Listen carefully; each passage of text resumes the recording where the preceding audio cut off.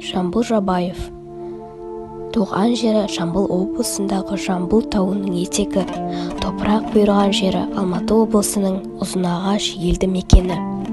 Жамбылдың өсіп-өнген жерінде ән, күй, ақындық, жыраулық өнер айрықша биікке көтерілген. Жетісу, оңтүстік өлкелерінде шоғырлана бастайды. Біріншіден, Қазақстанның өзге өңірлерін ертерек шарпыған 30 жылдық ел ішінің дәстүрі қалпына өктемдігін жүргізіп, шарқын бұзып үлгергенде Жетісу алабы әзірше қаға берсе еді.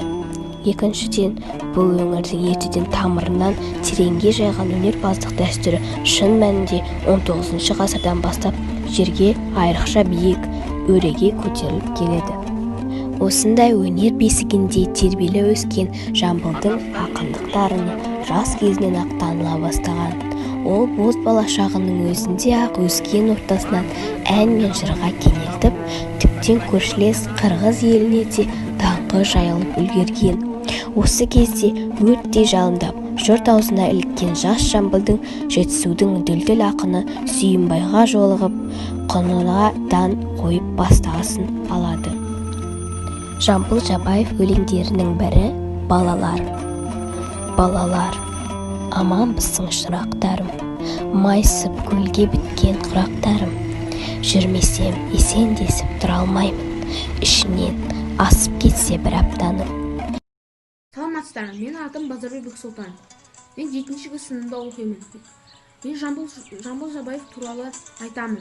Жамбыл Жабаев 1846 жылы 21 ақпанда Жамбыл облысында Жамбыл туының етегінде дүниеге келген.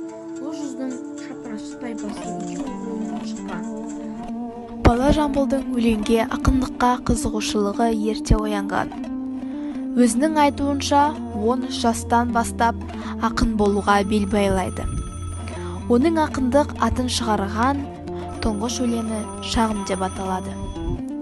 Жамбыл 7-8 жасқа келгенше әкесі туған туысқандарымен сол Әшкей ауылының қасында болады.